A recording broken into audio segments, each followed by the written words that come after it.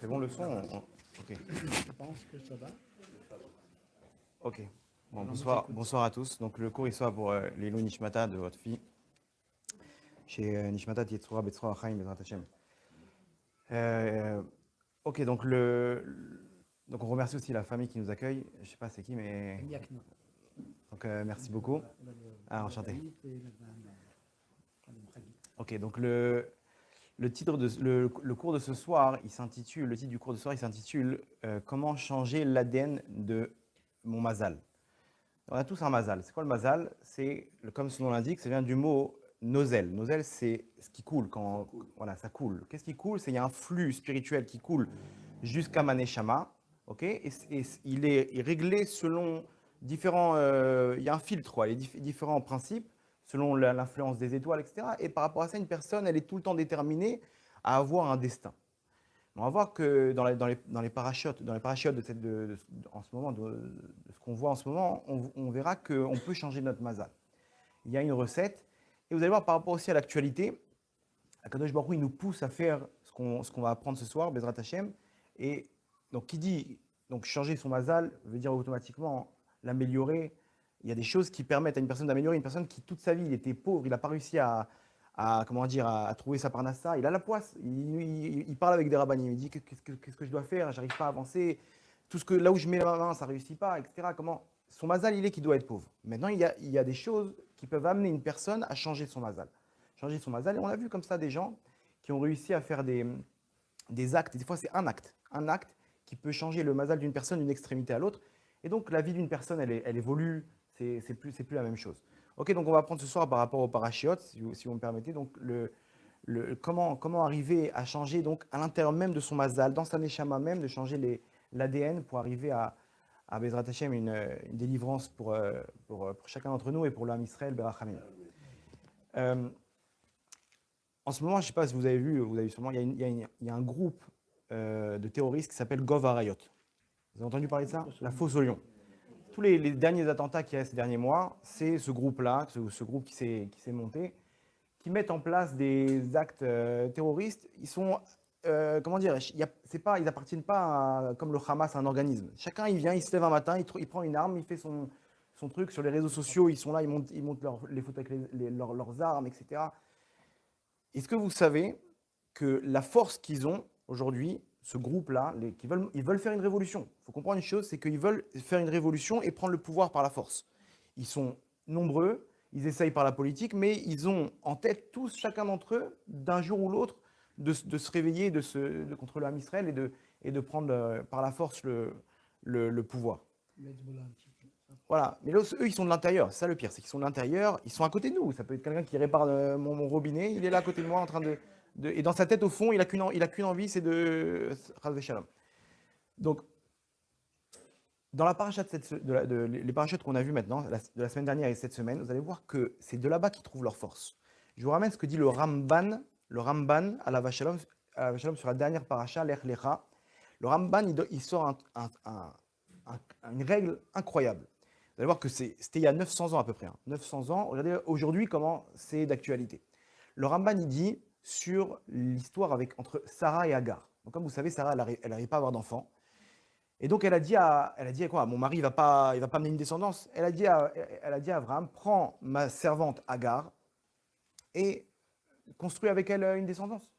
Et c'est ce qu'il a fait Abraham. Il a pris Agar et tout de suite, elle est tombée enceinte. Donc, qu'est-ce qu'elle a fait? Elle, c'était la servante. Imaginez-vous, elle tombe enceinte directement. Donc, elle a une tendance un peu hautaine envers sa maîtresse, envers Sarah. Et d'un coup, elle commence comme on dit, à se la péter, etc. Elle commence à faire la belle. Et Sarah, elle voit ça, et il y a un problème. Pourquoi? Parce que Sarah, elle a eu la promesse par Hachem que qu'elle doit recevoir la descendance du Ham Israël. Non, elle a reçu une descendance Agar, mais c'est secondaire. Donc si maintenant, elle commence à prendre le contrôle, c'est-à-dire que ses descendants, vous savez que nos pères, ils ont une influence sur toute la descendance. Donc c'est-à-dire que les descendants, ils vont avoir une influence sur mes descendants à moi. Donc Sarah, elle était obligée de resserrer la vis, et elle a commencé à lui infliger un peu elle a augmenté la barre, quoi. un petit peu de souffrance, un peu plus de souffrance. Et c'est pas qu'elle a maltraité, c'est qu'elle lui a fait comprendre, ici c'est moi la patronne, tu ne peux pas prendre le contrôle. Le problème c'est quoi? C'est qu'on va dire qu'à son niveau, Sarah, elle aurait dû mettre une limite. Et il n'y a pas eu de limite. Et Abraham, il n'est pas intervenu. Abraham, il voyait ce qui se passait, il n'est pas intervenu. Regardez ce que nous dit le Ramban. Il nous dit sur le passouk, Vata'ane à Sarai, Vativoir Mipanea. Donc elle n'en pouvait plus, Agar, elle est partie. Elle a fui, elle a fait une fugue, elle est partie. Regardez ce que nous dit le Ramban. Le Ramban. Chata imanu, c'est-à-dire Sarah, notre mère, elle a fauté. Si le Ramban il dit pas ça, on ne pourrait pas le dire, nous.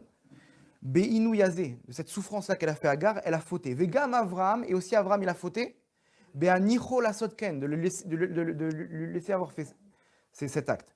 Et regardez ensuite, Veshama Hashem el Onia, Hashem il a écouté sa plainte, sa souffrance à Agar. Venatan la ben, donc il a donné un enfant, Ishmaël, qui est donc l'ancêtre des Ishmaélim, des Aravim. Ben Sheye Pere Adam, donc celui qu'on connaît aujourd'hui.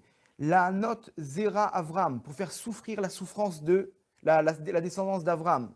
Ve Sarah Bechol Mineinu, la descendance d'Avram et de Sarah, Bechol Mineinuim. C'est-à-dire que d'où ils ont l'autorisation de faire du mal au Ham Israël, de cet épisode. De cet épisode-là, où Sarah elle a un peu trop poussé et qu'Avram il n'est pas intervenu, de là elle a reçu l'autorisation, sa descendance, de faire du mal au Ham Israël. Le problème c'est quoi? C'est que la balance lui dit reviens et baisse la tête devant Sarah. Et ce qu'elle a fait, pourquoi? Il nous dit le Ramban, comme ça, ta descendance, comme ça, le Ham Israël, il sera au-dessus de sa descendance à jamais. Donc, elle était obligée de s'asservir. Le malach, l'ange, il lui a dit, retourne là-bas. Donc aujourd'hui, tout ce qui se passe avec les Ishmaélim, avec tous ces groupuscules, etc., et le Hezbollah dans le nord et dans le sud, et ça ne s'arrête pas. Et l'Iran, c'est les descendants d'Ishmaël. D'où ils ont cette force? De ce qui s'est passé à l'époque, donc de ce qu'on a vu dans la partie de la semaine dernière. Ok? Maintenant, entre parenthèses, il lui dit comme ça, l'ange, regardez bien le passouk, Shuvi el gevirter, retourne vers ta maîtresse, veit ani tachat pardon, et soumets-toi sous sa domination, sous sa main, sous sa domination. C'est marrant parce que regardez ce qu'il lui dit le ange, Shuvi el gevirter, retourne à ta maîtresse. Comment c'est maîtresse? Gevirter. Il y en a un aujourd'hui qui leur fait des problèmes aux Arabes. Comment il s'appelle? Ben Gvir. C'est marrant que dans le passouk même, on nous montre que peut-être que Hachem il veut passer par lui pour pour l'échauffer un petit peu. En tout cas, vous allez voir que Sarah elle a une autre arme, beaucoup plus puissante, et c'est ce qu'on va voir donc dans la suite. Dans la paracha de cette semaine, on voit la Kedat Yitzhak. Ok, donc maintenant, comment arriver à changer mon ADN? Vous allez voir, il y aura un petit puzzle, à la fin tout va s'arranger, n'ayez pas peur. Mais là maintenant, on va passer à un autre sujet. Dans la paracha de cette semaine, à la fin, on voit la Kedat Yitzhak, le sacrifice d'Yitzhak. Pourquoi on appelle ça le sacrifice d'Yitzhak? L'épreuve, elle était sur Abraham. On aurait dû appeler ça la Kedat Abraham, parce que lui, il sacrifie son fils. Ok, on appelle ça la Kedat Yitzhak. Vous savez pourquoi? Parce que Abraham, lui, il a reçu l'ordre d'Hachem. Donc quand tu reçois l'ordre d'Hachem, les choses, elles sont faciles.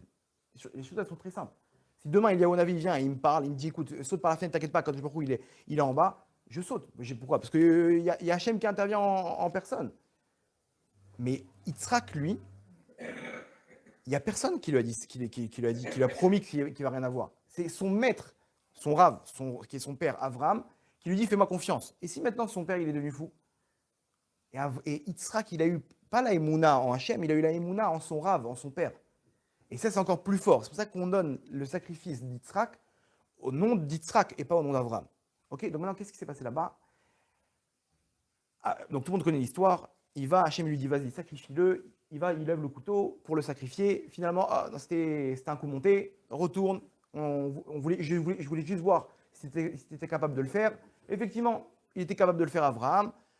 Non, c'est quoi cet épisode? C'est quoi cette épreuve? Hachem, il savait très bien qu'Abraham allait le faire. Selon le Zohar, il y avait un sens très profond. C'est qu'en fait, il fallait, je ne vais pas rentrer dedans dans le vif du sujet, mais en fait, il fallait changer la Neshama de Yitzhak. La Neshama d'Yitzhak, c'était une Neshama féminine. On laisse tomber, c'est pas qu'il avait une tendance féminine, c'est que lui, il avait, de la manière qu'une femme, elle reçoit, ok, et elle est plus passive que active dans la Vodat Hashem, ok. Pareil, lui, il avait une Neshama qui pouvait pas être active pour le Ham Israël. Donc, il fallait faire une action pour changer la Neshama d'Yitzhak. La Neshama d'Yitzhak, nous dit le Zohar, quand Avram il a touché avec le couteau, sa Neshama elle est sortie. Elle est montée jusqu'au Gan Eden et elle est redescendue. Il a reçu une nouvelle Neshama masculine. Ok, donc ça, en fait, c'était pas un coup monté. Hachem, il voulait faire ce changement-là. Changement Neshama. Et nous dit le Zohar, c'est pour ça qu'on voit dans la parasha de cette semaine, Kaet Raya ou les Sarah Ben. L'enfant, comment dire, on le détermine à Sarah. Pourquoi? Parce que sa Neshama, elle est féminine. Et après, on nous dit quoi dans la parasha de Toldot? Et les Toldot Yitzhak ben Avraham. Avraham Olidat Yitzhak. C'est Avraham qui a enfanté Yitzhak. Maintenant, il a reçu une Neshama masculine. Comment il a changé sa Neshama? C'est pas qu'une histoire de. Il est monté, il est redescendu. Nous dit le Zohar, par la force du sacrifice qu'il a fait, qu'il était prêt à mourir pour Hachem, Akadosh Baruch Hu, il a changé sa Neshama. C'est-à-dire qu'ici, on a la réponse déjà à notre question. Comment on veut changer son mazal? Comment on veut changer l'ADN de ma Neshama si j'arrive à faire ce qu'on appelle une Messirut Nefesh? Messirut Nefesh, c'est un sacrifice. Un jour, Baba Salé, il a rêvé de son frère, Rabbi David Abouchatzera, je crois, à Teretro chez nous, qui est mort à Kiddush Hashem. Là-bas, les Arabes, ils l'ont pris, il y avait un mauvais décret, ils l'ont tué à la place de toute la communauté. Et de façon atroce, je crois, ils l'ont mis dans un canon et ils ont fait voler son. C'était le grand frère de Baba Salé, hein, c'est ça? Et Baba Salé à la Vachalom, il pleurait, il priait Hachem, il dit comment lui, il a eu le mérite de mourir al Kiddush Hachem, de mourir, de sanctifier le nom d'Hachem, et moi, j'ai pas ce mérite. Il supplie Hachem, Hachem, moi aussi, prends-moi. S'il y a un mauvais décret, je t'en prie, prends-moi la place. C'est ce qu'il prie Baba Salé. Son frère, il est venu le voir en rêve. Donc Rabbi David Abouchatzera, il est venu le voir en rêve, il lui a dit, mon frère, sache une chose, que ce que j'ai fait, c'est un salaire immense dans les mondes d'en haut, mais encore plus grand que ça. C'est de vivre al Kiddush Hashem, de vivre en sanctifiant le nom de Dieu, de mourir en sanctifiant le nom de Dieu. C'est-à-dire, il est mort en montrant combien Hashem il est grand. C'est incroyable. Mais le truc, c'est quoi? C'est que derrière, nos actes, bon, c'est terminé, quoi. Il est directement avec Hashem, au Gan Eden. C'est dur, mais c'est terminé. Il n'est plus confronté avec ce monde-là. Par contre, quand quelqu'un il doit se confronter, il doit faire Shabbat, il est confronté avec les gens qui se moquent de lui, ou une femme qui doit prendre sur elle la tsniout et elle est confrontée à d'autres femmes qui se moquent d'elle, c'est dur. Elle est en train de vivre al Kiddush Hashem. Il a dit à son frère, il y a encore mieux. C'est que chaque instant, tu peux vivre en sanctifiant le nom d'Hachem. Ok? Donc, la réponse à notre question, elle est simple. Il y a une chose qui peut changer complètement le mazal d'une personne, c'est si une personne, elle arrive à faire ce sacrifice. Chacun, il est confronté à son épreuve. Il a son épreuve, il a ses difficultés. Un, c'est son shalom bayit, l'autre, il n'arrive pas à avoir d'enfants, l'autre, c'est ses enfants, l'autre, c'est la parnassa, l'autre, c'est la tsniout. Chacun, il est confronté face à une épreuve. Cette épreuve-là, elle est hyper dure. Maintenant, plus on se bat, plus la difficulté, elle est grande, plus on va débloquer une lumière immensément grande dans notre neshama. C'est ce qui s'est passé pour Yitzhak. Yitzhak, il a fait un acte tellement grand dans les mondes d'en haut qu'il a débloqué une nouvelle neshama. Donc, il fallait faire juste un acte comme ça. Abraham, il a fait couler à peine le sang. La neshama, elle est montée, elle est redescendue. Entre parenthèses, c'est pour ça que quand Yaakov, il vient, il a volé les brachot, il vient et Yitzhak, il dit, mon fils, c'est l'odeur du Gan Eden. D'où il connaît l'odeur du Gan Eden, Yitzhak? On comprend, parce que sa neshama, elle est montée au Gan Eden, elle est redescendue pour l'évolution qu'il a reçue dans sa neshama. Donc ça, c'est la première chose de ce que nous dit le Zohar. Mieux que ça, dans la paracha de la semaine prochaine, on va voir l'histoire de Eliezer, le serviteur d'Abraham.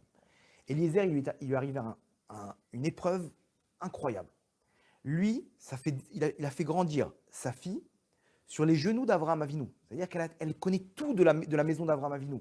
C'est une Baala Tresed, elle est tsanoua, elle est plein d'émouna, elle a tous les critères pour être la future femme d'Yitzhak. Et Eliezer, il faisait en sorte qu'il ait une descendance commune avec Abraham. Donc il a fait de sa fille un bijou. Le moment venu, on va voir dans la paracha de la semaine prochaine, Abraham, il dit à Eliezer, va chercher une femme pour mon fils. Ok, comment, je vais où? Non, il s'attendait à ce que, regarde, écoute, c'est dommage, on fait le chidour d'abord ici, peut-être que ça va marcher. Il lui dit, va dans la maison de mon père, jusqu'à Haran, là-bas, c'est loin, c'est en Syrie, là-bas dans la maison de mon père, tu trouves une femme pour Yitzhak, mon fils. Ok. Et là, Eliezer, il tente le coup. Il dit, Vodarav, peut-être ma fille, si jamais je ne trouve pas là-bas, peut-être que ma fille, pourrait faire l'affaire. Et regardez la réponse cruelle de Abraham. Il dit, écoute, ta fille, elle est maudite, mon fils, il est béni. Et un béni avec une maudite, c'est impossible. Vous vous rendez compte de la phrase? Alors, on parle d'Abraham Avinu, qui était le symbole du chesed. Abraham Avinu, c'est le symbole du chesed, c'est-à-dire il courait derrière des Ishmaélim pour leur donner à manger. D'accord. Mais attends, chez toi, ton serviteur, tu le maltraites? Vous vous rendez compte de l'épreuve? Imaginez-vous la pointe dans le cœur qu'il a dû avoir Eliezer, où on vient de lui balancer 20 ans de l'éducation de sa fille qu'il a construit à la poubelle. L'épreuve, elle est terrible. Et lui, il baisse sa tête, il dit d'accord, ok. Et il est parti. Il est parti chercher une femme à Haran. Alors pourquoi il fallait aller là-bas? Parce que Haran, c'était la famille d'Abraham, ils étaient nobles. Ils avaient des bonnes midotes. Eliezer, il vient de Kenan. Kenan, ils ont des mauvaises midotes. Non, les deux, ils sont Oved Avodazara, ils sont idolâtres. Mieux que ça, c'est qu'elle, elle est dans la Emouna, la fille de Eliezer. Comme elle a des mauvaises midotes, alors il ne peut pas avoir la bracha dessus. Là-bas, même ma famille, ils ont des bonnes midotes. Donc c'est pas grave, on va leur faire un petit séminaire, quelques cours de Torah. Abraham, il va la convertir et c'est bon. Mais déjà, il y a une base de bonnes midotes. Là-bas, dans l'ADN, il y a un problème. Kenan, il y a un problème dans l'ADN. L'ADN, il est maudit. Ok. Eliezer, il part. Il arrive là-bas. Maintenant, lui, imaginez-vous dans sa tête le Yitzhara, les pensées qu'il a dû lui mettre. Le Yitzhara, il a dû dire, vas-y, on va balader là. Tu sais quoi? Montre-lui à Abraham. Montre-lui à Abraham qu'il aurait dû choisir ta fille. Viens, tu prends une boiteuse là-bas, je ne sais pas ce qu'il aurait pris là-bas. Voilà, Abraham, tu voulais pas ma fille, voilà ce qu'il y a, voilà la marchandise. Il aurait pu se venger. Et imaginez-vous ce qu'il avait dans le ventre, Eliezer. Eliezer, il part, il sent l'épreuve, il sent la boule à la gorge, il sent l'épreuve qui le prend, il sent les Tzara qui est en train de prendre le contrôle. Qu'est-ce qu'il fait Eliezer? Eliezer, il ferme les yeux. Il lève les yeux vers le ciel, il dit, Hachem, c'est quoi? Je peux pas, c'est plus fort que moi. Moi, maintenant, je peux pas choisir. Je peux pas choisir une femme parce que c'est sûr que je vais avoir cet esprit humain de vouloir me venger, de vouloir lui montrer à Abraham qu'il a tort. Il dit, Hachem, c'est toi qui choisis. La première qui vient maintenant, je vais lui dire comme ça, elle va me répondre comme ça, c'est elle que je prends. Eliezer, tout de suite, il vient mettre tout son entre. Il a fait ce qu'on appelle la Messirut Nefesh. Il vient dire, il n'y a pas, je m'annule pour toi, Hachem. Ma fille, elle doit pas être avec Abraham. C'est le plan de ma vie qui est mis en l'air. C'est pas grave.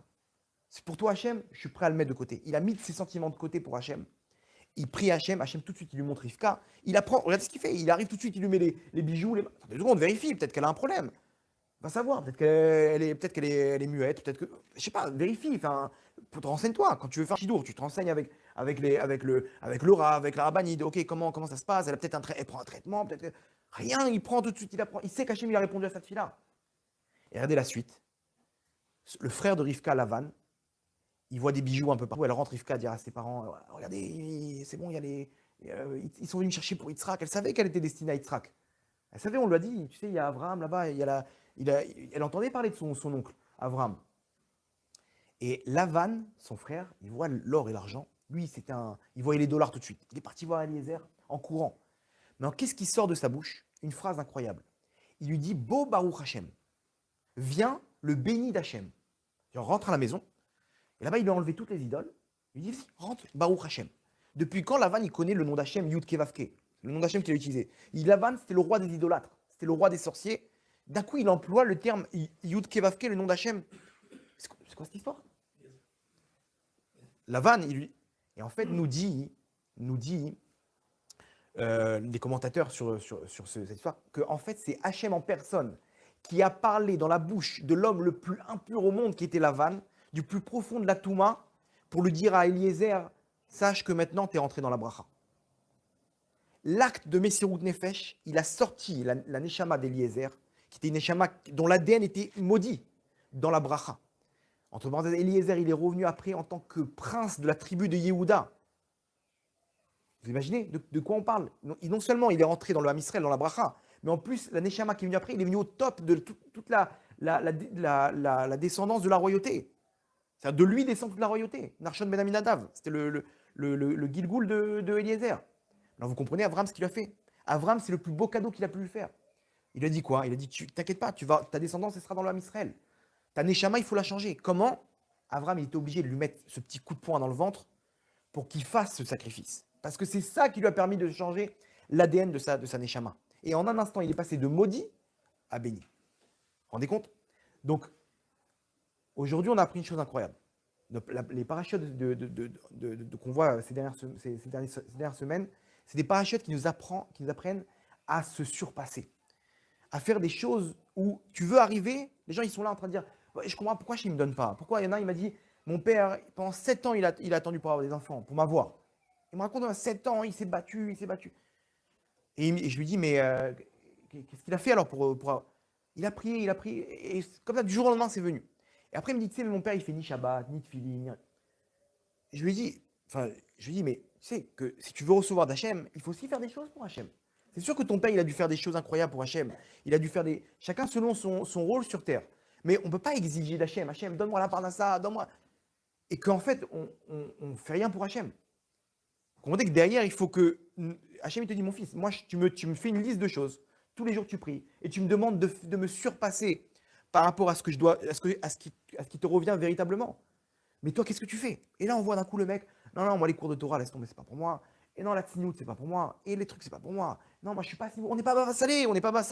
Non, mais le minimum, pour Akadosh Baruch Hu, le minimum, d'arriver à se surpasser. On ne peut pas que recevoir. Hachem dit, qu'est-ce que toi, tu me donnes? Et là, on voit que plus l'épreuve est grande, plus la lumière est grande. Et vous demandez à n'importe quelle personne qui a reçu un cadeau sur terre, que ce soit un enfant tzaddik, un mari tzaddik, ou il y a des gens, ils ont des cadeaux sur terre, une parnassa, une bracha énorme. Il y a des gens, ils ont la bracha. Vous leur demandez une chose. Comment tu as réussi à atteindre ça? Comment tu as reçu ce cadeau? Et la personne va vous raconter une histoire où elle s'est battue. Elle a pris la vie entre les mains avec les dents. Elle a levé ses manches et elle s'est battue pour Hachem. Que ça soit sur un seul point des fois. Encore une fois, on n'est pas obligé de faire ça sur toute la Torah. Le Harizal, il dit que notre rôle sur terre, c'est là qu'on reçoit toute l'abondance. Que ce soit la chose la plus facile pour moi ou la plus dure pour moi. C'est ces deux critères-là qui vont me dire pourquoi je suis venu sur terre. Une personne, elle peut, elle est venue pour le Shalom Bayit, elle parle mal à sa femme tout de suite. La voiture, elle lâche. Pourquoi? Parce qu'Hachem lui dit non, c'est là-bas que tu dois te battre. Et remarquez bien, les choses qui sont les plus dures, c'est là-bas que ça se passe. Et les choses qui sont les plus faciles, une personne, elle adore la tzedaka, elle adore le Shabbat. Pourquoi? Parce que tu es venu pour marquer des points sur cette mitzvah.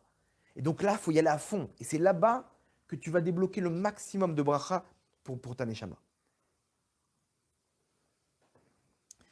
Vous vous rappelez, au début, on a parlé de l'histoire des Ishmaélim. Je vous pose la question. On va voir comment le puzzle, les pièces elles vont se réunir. Comment, selon l'actualité, le Chafetz Chaim dit, regardez dans la paracha, vous allez comprendre l'actualité. Mais selon l'actualité, on voit qu'entre parenthèses, on est dominé. Ils font des choses, comment dire, ils sont, comment dire, l'effronterie de venir comme ça et t'as pas peur, il y a une armée face à toi, ils sont là, ils lâchent pas l'affaire. Il faut bien que ça vient d'en haut. Leur force, elle vient d'en haut. D'où elle vient cette force? Il y a marqué comme ça, Vaï Rové Kachat. Rové Kachat, c'est-à-dire si on traduit littéralement, donc en fait, il va tirer des flèches. Il va être un tireur de flèches. Mais c'est faux. Dans la traduction littérale, Rové, c'est-à-dire il tire, Kachat, c'est l'arc à flèche. Normalement, il aurait dû avoir marqué Vaï Rové Ritzim. C'est quoi Kachat? Il tire l'arc. En fait, il se tire lui-même. Vous comprenez, ça veut dire quoi? C'est-à-dire que tous les attentats suicides, où il arrive à avoir ce toupet d'aller mourir. Il sait très bien, il prend un couteau, il sait très bien qu'il y en a un autour, il va avoir une arme, il va lui mettre une balle dans la tête, c'est pas grave. Comment il a cette effronterie, cette force de se sacrifier, de faire ce qu'on appelle un attentat suicide, que personne n'a dans sa tête, il est prêt à abandonner sa femme, ses enfants, pour mourir. Pourquoi? C'est quoi les raisons? Non, ils ont pris notre terre. Mais 2 secondes, et je comprends pas. Pourquoi tu fais pas ça avec les Jordaniens aussi, ils t'ont pris là-bas des trucs? Pourquoi tu fais pas ça avec les...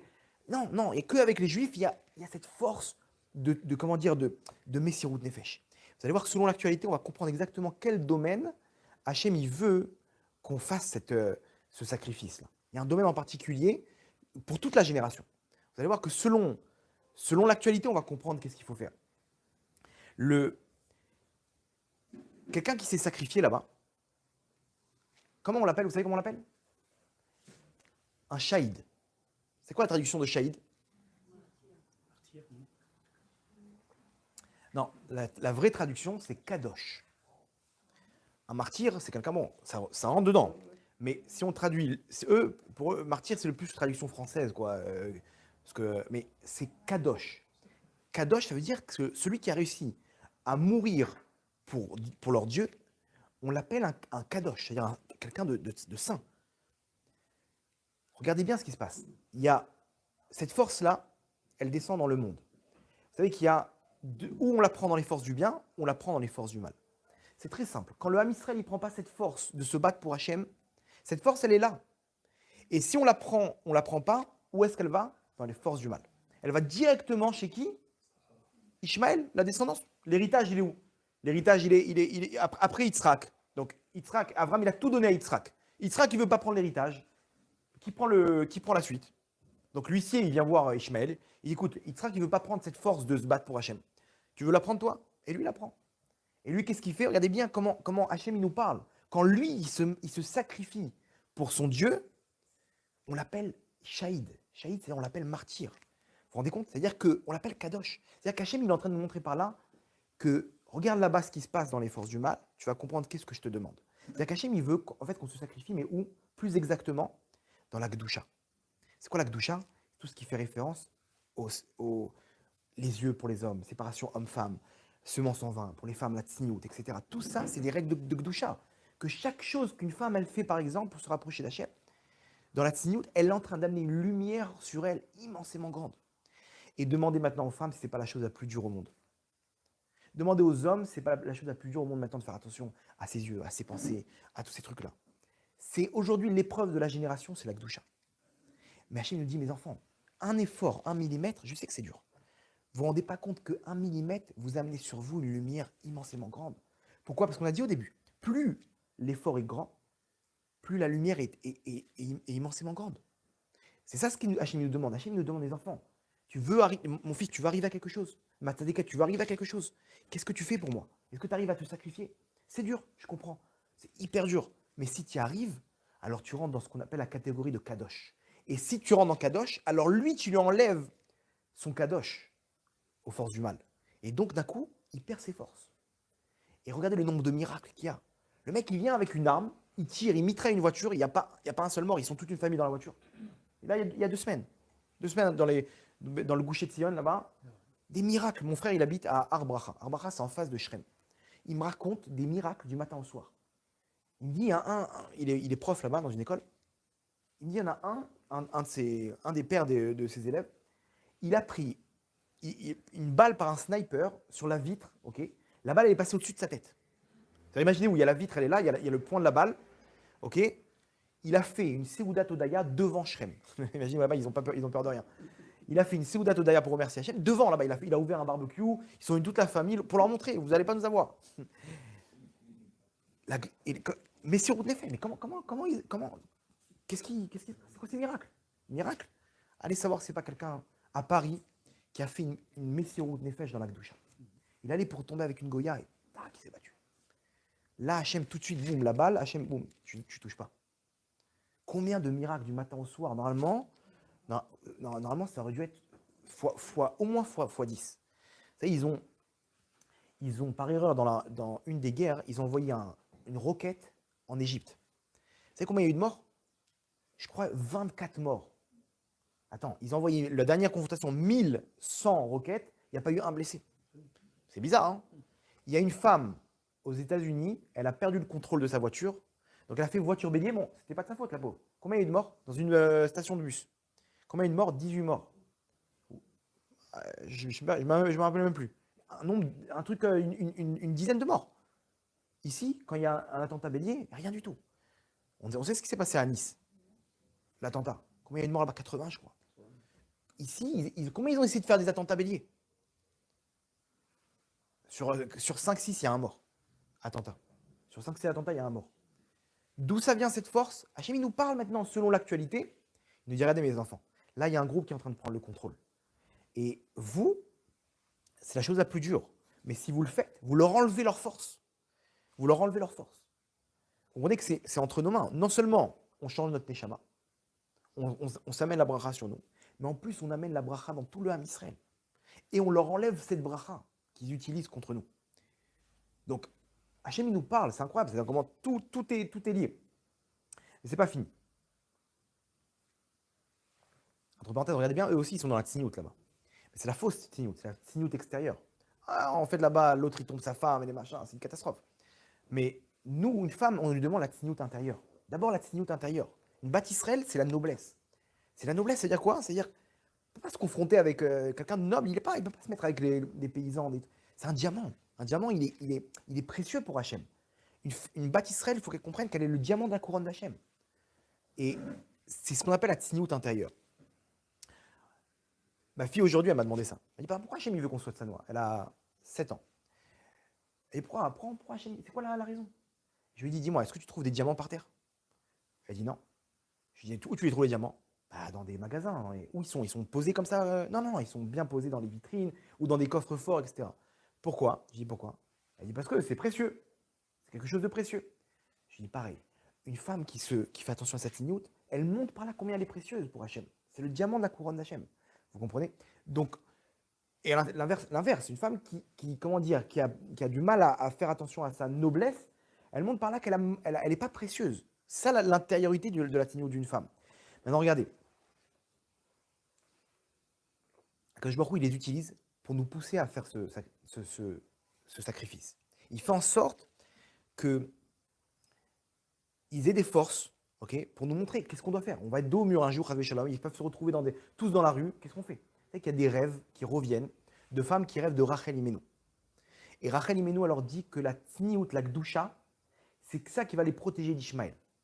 Et des femmes, elles rêvent, je ne sais pas combien de rêves de femmes, et les Gdoléador, les grands d'Israël, ils donnent un tampon à ce que c'est un message d'Hachem. Qu'ils voient ces femmes-là, des Arabes dans la rue, qui viennent et qui veulent faire la pagaille, et que ces femmes-là, elles sont tsnuot, et ils passent, ils ne les voient pas. Comme si qu'elles sont invisibles, ces femmes-là. Pourquoi? Et les grands d'Israël disent parce que à la fin des temps, cette épreuve-là, elle va contrer cette force du mal, qui est Ishmael. Maintenant, on comprend pourquoi. On comprend pourquoi parce qu'on leur enlève la Gdusha. Si toi, tu utilises la Gdusha, tu leur enlèves. Maintenant, regardez comment c'est fort. Hachem, il nous pousse parce qu'en plus de ça, c'est ça qui va amener le Mashiach. La tsniout d'une femme, la Gdusha d'une femme, plus exactement, Hachem, il nous pousse à nous faire comprendre, c'est ça le message, parce que c'est ça qui va amener le Mashiach. Quel rapport? La tsniout d'une femme, elle va amener le Mashiach. Donc, on nous dit que les femmes, elles vont amener la délivrance finale. Elles ont une force comme ça. Vous allez voir qu'une femme qui fait ce sacrifice, non seulement elle amène sur elle de la gdusha, de la bracha, mais en plus, et un homme pareil, je parle des femmes, mais un homme pareil, et en plus, elle peut amener sur elle un enfant tzaddik, elle peut sauver le Ham Israël, et elle amène la venue du Mashiach Berachamim. Pourquoi? Dans la paracha de cette semaine, il se passe un événement bizarre. Les trois anges, ils arrivent. Nous dit Rashi, ils ressemblaient à des Aravim. Bizarre, hein? Vous allez voir comment c'est fort. Ils viennent. Maintenant, il y en a un des trois qui ne sert à rien. Chacun, il est venu pour une raison donnée. Raphaël pour guérir Avram. Michael pour annoncer la nouvelle. Et Gabriel, il est là pour détruire Sodome. 2 secondes. T'as rien à faire maintenant, là. Ok, il a voulu profiter du repas, mais tout à l'heure, il doit intervenir. Non, il ne sert à rien maintenant. Lui, il est venu pour guérir, lui, il est venu pour annoncer, et Gabriel, il est là, il ne sert à rien. Donc, il n'aurait pas dû être là. Il aurait dû intervenir après, au moment de la destruction de Sodome. Mieux que ça, ils lui disent à Abraham, dans la Torah, chaque mot il est important. Il dit à Abraham, dis-moi, elle est où ta femme? Aïe, Sarah Ishtecha. Qu'est-ce que vous en avez à battre? Elle est où ma femme? Il lui dit quoi? Elle est dans la tente. Ok, bon. Qu'est-ce qu'on a fait avancer? Ça vient faire quoi dans la discussion, cette phrase? Imaginez-vous, vous recevez un grand d'Israël.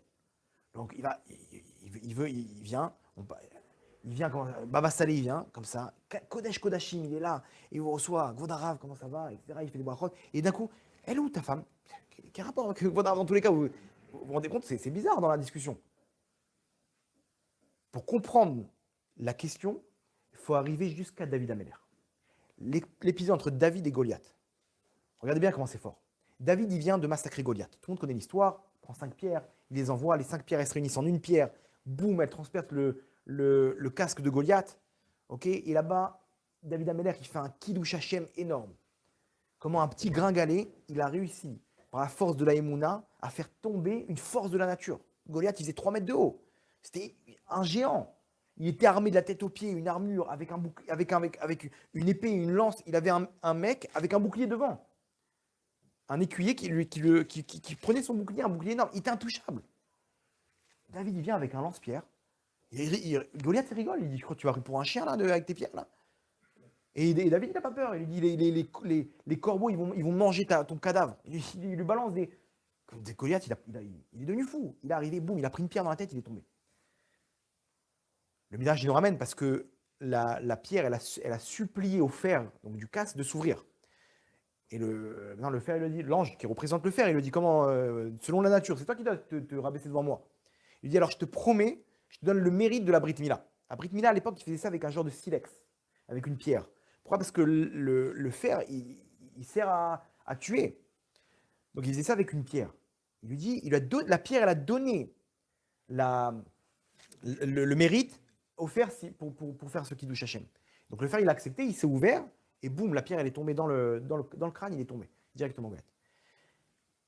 Maintenant, il se passe un truc incroyable. Il y a un dialogue. Regardez comment c'est fort. Il y a un dialogue.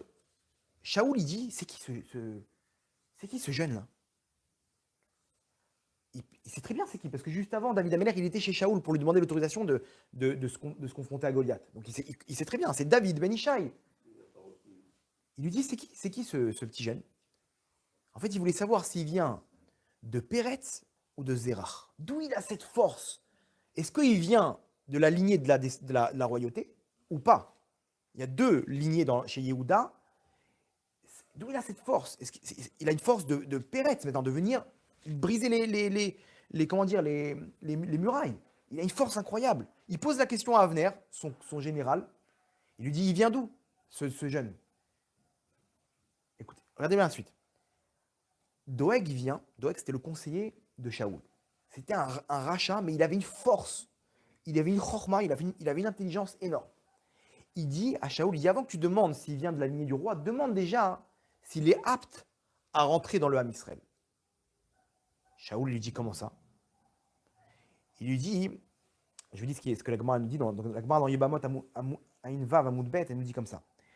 Elle nous dit, pourquoi? Parce qu'il vient de Ruth à Moavie. Ruth à Moavia, elle s'est convertie. Ok? Maintenant, Avner, il lui dit, c'est quoi le problème? On a reçu de nos maîtres qu'il y a écrit dans la Torah, Ammoni et Moavi, ils ne pourront jamais rentrer dans le Ham Israël. Il y a un klal que ceux qui viennent du peuple de Moab et de Ammon, ils ne pourront jamais rentrer dans le Ham Israël. Donc lui, il lui dit, Doeg, elle vient, Ruth, l'arrière-grand-mère de David, elle vient de Moab, c'est une Moavia. Avner lui dit, quel est le problème? On a reçu de nos maîtres que Moavi, masculin, il ne peut pas rentrer, les hommes. Mais Moavia, oui. Ammoni, non, mais Ammonite, oui. Et là, Doeg, il envoie un boulet de canon. Il dit, alors 2 secondes. Dans la Torah, il y a écrit, Mamzer, il ne peut pas rentrer dans l'Am Israël. Ça veut dire que le Mamzer, qui vit homme et pas femme, non, là-bas, la Torah, elle parle des 2. Mieux que ça, il y a écrit que Mitzri aussi. Alors quoi? Pourquoi? Parce que là-bas, ils ont asservi l'Am Israël. Donc quoi? La Mitzria féminine, elle aussi, elle pourra pas, elle peut rentrer. Il a bien répondu. Dans la Torah, on nous donne le même terme pour le mamzer, mais là-bas, on ne fait pas une différence entre le masculin et le féminin, entre l'homme et la femme. Donc pourquoi toi, tu me fais une différence? Réponse de Avner. Avner, il dit à Doeg, il dit non, 2 secondes. Là-bas, la Torah, elle nous dit la raison. La Torah, elle nous dit la raison. Pourquoi on n'accepte pas les Moavim? Pourquoi? Parce que Asher Lokidemo et Trem Balechem Bamaim. Là-bas, c'est quoi la raison? C'est qu'ils auraient dû accueillir le Ham Israël quand ils sont entrés d'Égypte. Ils sont arrivés là-bas, c'est leurs cousins maintenant. Moab, c'est les descendants de Lot, c'est les cousins du Ham Israël. Ils auraient dû les accueillir en leur donnant à boire, à manger. Venez nos cousins, on vous a préparé à boire, à manger. Qu'est-ce qu'ils ont fait? Ils ont envoyé balader. Allez, continuez votre chemin. Parce qu'ils ne les ont pas accueillis, Hachem, il a dit, vous savez quoi, vous aurez la possibilité de rentrer dans le Ham Israël. Donc, Avner, il dit à Doeg, il dit, là-bas, c'était les hommes qui étaient face au Ham Israël. Ok? Les hommes, ils étaient là pour accueillir, donc c'est eux qui ont été punis de ne pas rentrer dans l'Am Israël. Mais les femmes, elles n'étaient pas là. Elles n'étaient pas là. Donc elles n'ont pas la punition de ne pas rentrer dans l'âme Israël. Bonne réponse ou pas? Doeg, il lui dit non. Les hommes, ils auraient dû aller voir les hommes. Et les femmes, elles auraient dû accueillir les femmes du âme Israël. Et elles l'ont pas fait.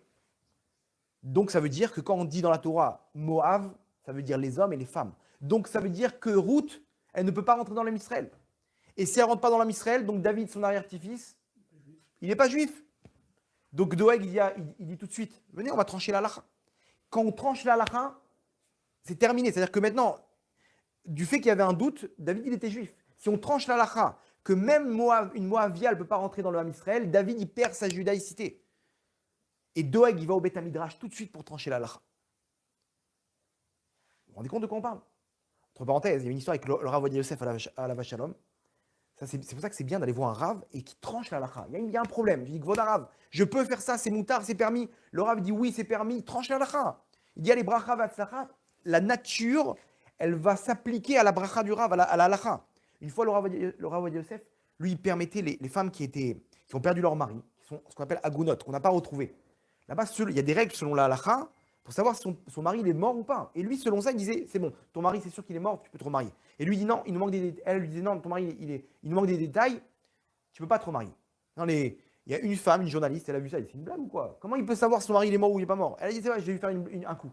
Une journaliste, elle a voulu faire un genre de potin comme ça. Elle est partie voir le Rav Ovadia Yosef et elle a inventé toute une histoire. Que son mari il est mort, Gvoda Rav, aidez-moi. Et le Rav, il écoute les témoignages.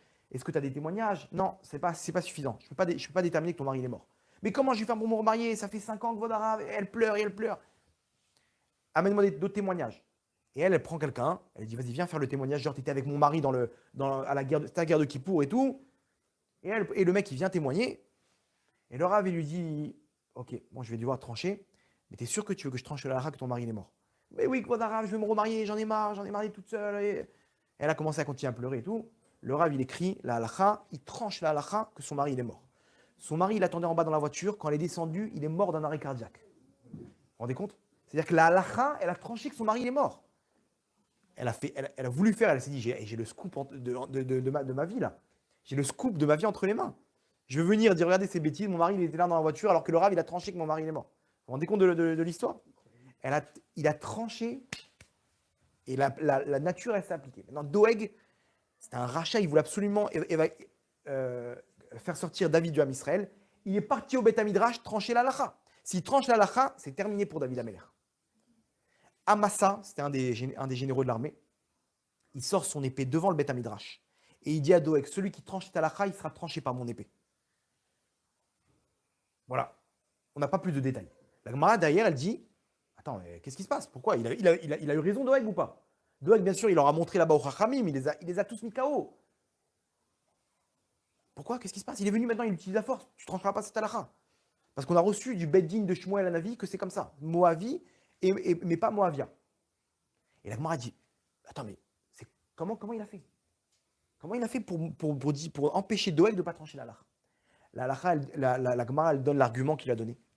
Il lui dit, parce que, rappelez-vous bien ce qu'il a dit Doeg. Il a dit, les femmes, elles auraient dû aussi accueillir les femmes du Ham Israël. Les femmes de Moab, elles auraient dû sortir et accueillir. Donc elles sont aussi fautives. Mais maintenant, revenons à notre parachat de cette semaine. Les anges disent quoi, Abraham? Elle est où ta femme? Elle est où la femme en général? Dans la tente. Et c'est ça l'argument qu'il lui a dit. Il lui a dit non. La femme, sa nature, c'est de ne pas sortir comme ça, de venir. Elle est sanoua, elle est intérieure. Elle a une tignoute intérieure. Elle est où ta femme? Elle est dans la tente. Les anges, ils ont voulu donner maintenant un tampon à David Améler. Alors vous allez comprendre pourquoi ils étaient trois. Gabriel, rappelez-vous. Il ne doit pas être là, Gabriel. Parce qu'à 3, on peut faire un beddin. Et quand on est un beddin, on peut trancher. Maintenant, on peut mettre le tampon au srout kiyum du Mashiach. À comment traduire le mérite. Le tampon maintenant au Mashiach. Pourquoi? Parce que Sarah, elle est dans la tente. Vous avez compris maintenant le truc incroyable? Regardez bien comment c'est fort. Et Sarah, grâce au fait qu'elle est dans la tente, eux, les malachim, ils ont tranché qu'une femme, son habitude, c'est d'être dans la tente. Donc maintenant, tu ne peux pas accuser les femmes de Moab. Pourquoi elles ne sont pas sorties accueillir les femmes? Et donc, si elles ne sont pas sorties, donc elles ne sont pas fautives. Donc, ceux qui sont punis de ne pas rentrer dans l'âme Israël, c'est que les hommes et pas les femmes. Et donc maintenant, Ruth, elle peut se convertir, et donc David, il peut rester juif dans l'âme d'Israël, et donc d'amener la descendance du Mashiach. Donc maintenant, cet argument-là, quand il demande à Avram, elle est où la femme en général? Aïe Sarah Ishteralou, Sarah ta femme. Avram il leur dit, une femme elle est dans la tente, une femme elle est de Sanoa. Donc les anges, les 3 anges qui sont des Ishmaélim, rappelez-vous, 3 Ishmaélim, il vient mettre le tampon, et là Gabriel il peut avoir l'autorisation, les anges ils peuvent avoir l'autorisation de sortir Lot qui est le descendant de qui? Qui est le père de Moab et de la descendance du Mashiach. C'est pour ça qu'il a été sauvé, parce que maintenant on a l'autorisation de sauver le Mashiach. Donc remarquez bien, qui a sauvé le Mashiach? La Tsiout de Sarah. Mieux que Ben Gvir, hein. Et Sarah elle a une force encore plus grande. C'est que grâce à sa Tsiout, elle vient montrer par là que c'est elle-même en personne, qui vient donner un tampon au Mashiach. Un tampon au Mashiach. Qui sont ces 3 anges? Ils prennent l'apparence de Haravim. Pourquoi? Parce que c'est ces Haravim même qui veulent enlever le Mashiach, qui veulent enlever le Beth Amikdash. Maintenant, regardez ce que nous dit la Gemara dans Shabbat. La Gemara dans Shabbat, c'est facile à retenir. Shabbat, Tzadikret Amoudbet. La page, c'est Tzadikret, donc 98 Amoudbet. Dans la Maseret Shabbat, le traité Shabbat. L'emplacement de l'enseignement, il est très simple. Il est tout en bas de la page. Vous allez voir que ce n'est pas pour rien. La Gemara nous dit comme ça. Amar Rabbi Ishmael, pardon, Tana de Rabbi Ishmael. Lama Mishkan Dome Leisha. Pourquoi? Non, pardon. Lema Mishkan Dome. À quoi ressemble le Mishkan? Le Mishkan, c'est le sanctuaire où résidait la présence divine. Nous répond la Gemara. À quoi ressemble le Mishkan? Les Isha, à une femme, chez Mealechet Bachouk, qui marche dans la rue. Veshipulea Mealchin Acharea. Et les pans de sa jupe vont après elle. Et en gros, c'est une femme tsanoua. Et le Mishkan, vous remarquez bien, il a des pans comme ça. C'est-à-dire que, vous voyez le Mishkan, comment il est avec ça? Il est tsanoua, le Mishkan. Vous allez au Kodesh et Kodashim, vous allez voir un rideau comme ça qui couvre la tsniout de la Gdusha, de la présence divine, de la Shrina. Nous dit la Gemara, une femme, grâce à sa tsniout, elle amène la Shrina en elle. Elle amène la présence divine. La Gdusha d'une femme, quand une femme elle est tsanoua, elle est à l'image de ce sanctuaire où il y a la présence divine. Alors regardez pourquoi c'est facile à retenir. Donc où est-ce qu'Hachem il trouve l'endroit pour nous enseigner ça? Hachem il nous donne ça tout en bas de la page pour nous faire référence à la jupe qui est longue. Les pans de la jupe de la tsniout de la femme. Dans quelle page? Page Tzadikret. Tzadikret c'est tsar, ça veut dire pur. Dans quel traité? Shabbat. C'est quoi le surnom de Shabbat? Shabbat Amalka, la reine. Regardez bien comment Hachem il a choisi l'endroit pour nous dire qu'une femme qui est tsanoua, elle est pure. Maintenant, c'est une pureté intérieure. C'est tsar. Tsar, c'est la pureté. De Shabbat, ou là-bas, Shabbat, le surnom, c'est Malketa. La reine, c'est une reine. Pourquoi? Parce quand elle est tsanoua, elle a la shrina avec elle. Et quand elle a la shrina, donc elle ramène la shrina en elle, elle amène la shrina où ça? Dans le Mishkan. Il est où le Mishkan aujourd'hui? Le Beth Amikdash? Arabaït. Qui se trouve à Arabaït, à part Ben Gvir?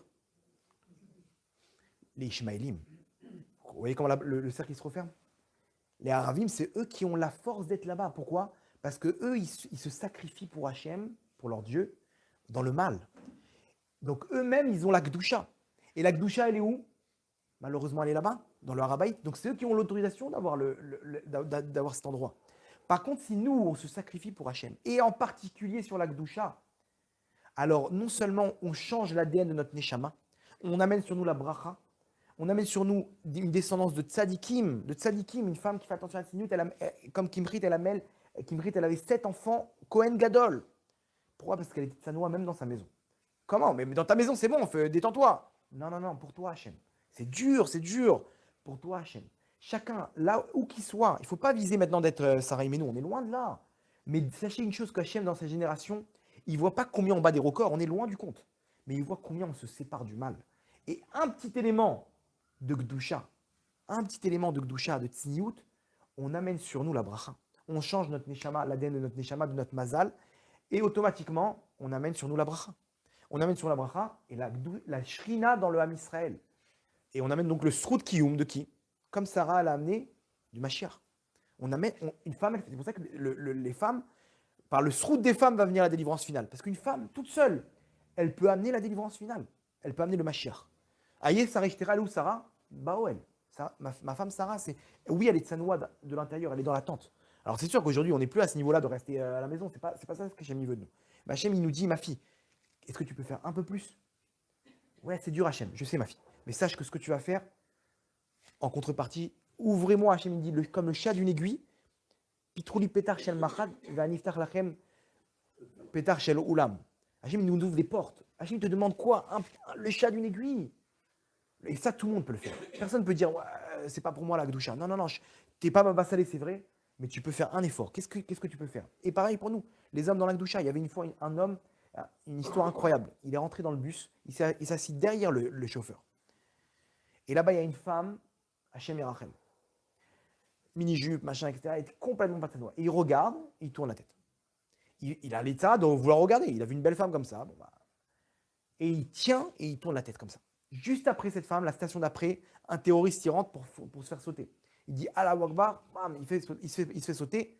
Rien, ça ne marche pas. Il tire encore une fois, rien du tout. Troisième fois, bon, le chauffeur, entre-temps, il lui a sauté dessus, ils l'ont maîtrisé, ils ont réussi à le neutraliser. 3 semaines après, il est parti chez Baba Salé. Baba Salé s'est levé devant lui. Il ne comprend pas, il prend grave, tout va bien. Il dit non, non, non, non. Sache que tu as sauvé les 22 personnes qui étaient avec toi dans le bus. Quand tu as tourné les yeux, il a regardé de base. Il ne doit pas faire ça tout le temps, mais là, il a fait quelque chose, c'était dur pour lui. Il a brisé sa nature. Rappelez-vous d'Eliezer, il a brisé sa nature. Hachem, il dit Kol hakavod. Maintenant, 22 personnes qui auraient dû mourir dans le bus, c'est lui qui les a sauvées. Déjà, il s'est sauvé à lui. Il a sauvé 22 autres personnes, c'est 22 autres familles qui se sont mariées, ils ont amené des enfants, ils ont amené c'est combien de milliards de mitzvot qui sont sur ses épaules? Vous vous rendez compte? Donc nous-mêmes, quand on se bat pour Hachem, on fait cette Messirut Nefesh. Après 120 ans, on va avoir des surprises. Hachem va te montrer comment, tu vois, lui, il aurait dû partir. Il y a eu un miracle, c'est toi, ma tzadeket. Et là, toi, tu as fait attention à ça, etc. C'est toi, mon tzadik. Ta Gdusha, elle fait descendre Ishmaël et elle amène la présence divine, elle amène sur nous la bracha.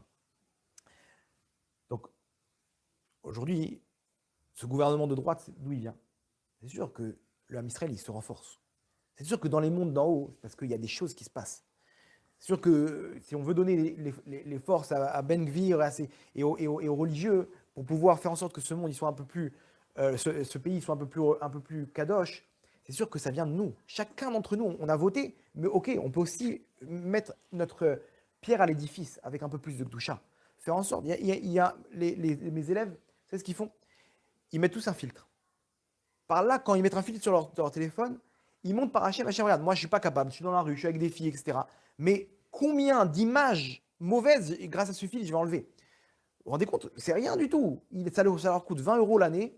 Ils ont mis un filtre. Le mec, il a été sauvé de combien d'images? Hachem Yerachem, des trucs, des publicités malheureusement qu'ils mettent dans des sites aucun rapport. Vous vous rendez compte? Pour ça, un petit acte, Hachem nous demande. Grâce à ça, on peut sauver le Ham Israël. On peut protéger le Ham Israël de ce qui peut se passer maintenant. Que eux, ils veulent prendre la force, ils veulent prendre le pouvoir par la force. Et ils sont cruels. Mais ils ne pourront pas toucher un seul cheveu du Ham Israël.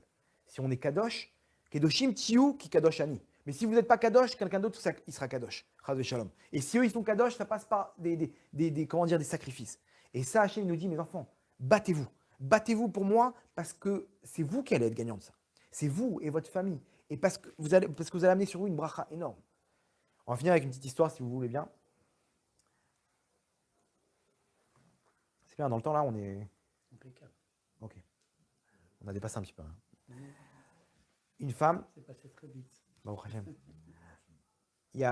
ça s'est passé il y a 3 mois. Ok. Une femme, elle prend sur elle les collants. Ok. Les collants, c'est un plus. Ok. Bon, elle prend sur elle les collants. Maintenant, même s'il y a quelqu'un... Alors, elle prend sur elle les collants. Chez elle, non. Elle s'habille comme elle veut.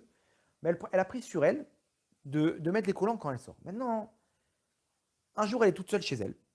Elle est en détente comme ça. Et on tape à la porte. Elle va pour ouvrir, elle voit dans le truc, elle voit un homme. Elle dit, attends 2 secondes. J'ai pris sur moi de mettre les collants dehors. Maintenant, là, quand il y a un homme qui est là, je suis confronté avec un homme. Donc, je vais mettre mes collants. Non, c'est dur, la flemme. Ouvre la porte, vite fait, tu vérifies. Non. Elle va pour mettre ses collants. Elle retourne. Et ça commence à frapper de plus en plus fort. Genre, ça sonne, etc. On voyait que le mec il était pressé. Elle trouve pas ses collants. On laisse tomber, ça y est. Qu'est-ce qu'elle fait? Elle dit Hachem, j'ai pris sur moi, je m'en fiche. Ce qu'il veut cet homme-là, je m'en fiche. C'est toi en premier, Hachem. Et elle cherche, et elle trouve pas, elle devient folle. Et elle a une voix en scène, elle dit mais c'est bon, laisse tomber. Et tu sais quoi? Ouvre un petit peu comme ça, et c'est tout. Rien. Elle va chercher ses collants. Mais c'est route nefesh ou pas? Elle se bat pour Hachem. Elle va, elle trouve ses collants, elle les met rapidement. Elle va pour ouvrir. Le mec, il est parti. Entre-temps, il a sonné une. Il allait démonter la porte, tellement que. C'est mince. Il est parti. Elle a eu de la peine. Elle s'est dit peut-être c'était urgent, etc. Bon, elle ferme la porte. C'est terminé. Le soir même, la police tape à la porte. Il dit madame, tout va bien? Ok. Il lui montre, vous savez, ils ont un petit écran. Là. Il dit vous reconnaissez cette personne ou pas? Elle voit quoi? Elle voit un mec. Elle dit oui, bien sûr, il faisait des travaux chez nous le mois dernier. C'était un arabe. Elle dit écoutez, maintenant ils lui font passer une vidéo. Regardez là. Il lui montre une vidéo de cet homme-là qui a été rattrapé par la police, qui avait avec lui un couteau énorme, ok. Et il lui montre la vidéo que cet homme-là, il est venu, la vidéo du lobby de l'immeuble, il est venu chez vous. On l'a interrogé, il a avoué qu'il voulait vous faire du mal. Non, il ne savait pas chez qui faire du mal. C'est qui va m'accueillir chez lui? Qui va m'accueillir chez lui? C'est cette femme-là, chez qui on a fait les travaux, je lui ai dit, il y a un truc important à régler, elle va m'ouvrir la porte, elle va me faire entrer, et il avait prévu de faire ce qu'il devait faire avec son couteau. Allez savoir ce qu'il aurait pu faire avant de la tuer, Rav Shalom. Cette femme-là, elle est toute seule chez elle. Il lui ouvre la porte, il était pressé, il voulait faire son attentat. Ils ont vu, les policiers, ils l'ont vu, qui était un peu, il était dans la rue, il n'était pas très bien, ils l'ont attrapé, ils l'ont fouillé, ils ont vu ce couteau-là, et il a tout avoué au poste de police. Il dit, madame, je ne sais pas ce que vous avez fait, mais on vous a sauvé votre vie. Maintenant, grâce à quoi Hachem lui a sauvé sa vie? Messirut Nefesh, pour les collants, un peu de Gdusha, Hachem il dit aux Ishmaélim, tu touches pas à mes enfants. Tu touches pas à ma tzadékette. Mais ça va, qu'est-ce qu'elle a fait Non, elle est repartie dans la chambre pour mettre ses collants. Elle est repartie, Hachem dit, tu touches pas. Et lui, il a pris dans la tête maintenant de venir, si elle avait lâché les collants, elle aurait ouvert la porte, Hachem après. Et Hachem, il a fait un scénario, il n'a pas touché à un seul cheveu du Ham Israël. Par le mérite de qui? La Tzinout, la Gdusha. Hachem, il nous montre dans les parachutes de cette semaine. Il nous montre à Kadosh Baruch Hu, il nous dit, mes enfants, il y a une arme contre eux. Il y a une arme très simple. Kedoshim, Tiou, Kedosh Ani. Un petit peu d'effort. Chacun, il a sa Kedat Yitzhak à faire. Une femme, c'est dans tel et tel domaine. Un homme, c'est dans tel et tel domaine. Faites, chacun son truc. C'est pas que dans la Gdusha. Moi, je vous ai sorti ça parce que c'est l'actualité aujourd'hui. Hachem, il nous crie ça. Hachem, il va amener la Géoula. Il nous dit, mes enfants, c'est là-bas que ça se passe. C'est cette clipa qu'il faut faire descendre. Cette force du mal, avec la Gdusha, vous pouvez faire descendre. Donc, si vous le faites, c'est sûr que vous serez gagnant. Donc, Hachem, il nous pousse. Allez, mes enfants, encore un peu. Il y a des gros cadeaux qui vous attendent. Faites-le et vous serez non seulement protégés, vous amenez la bracha et vous amenez la Géoula. Bezrat Hashem, Berachamim Dolim, Baruch Adonai Leolam, Amen, Amen. Toda Rabba.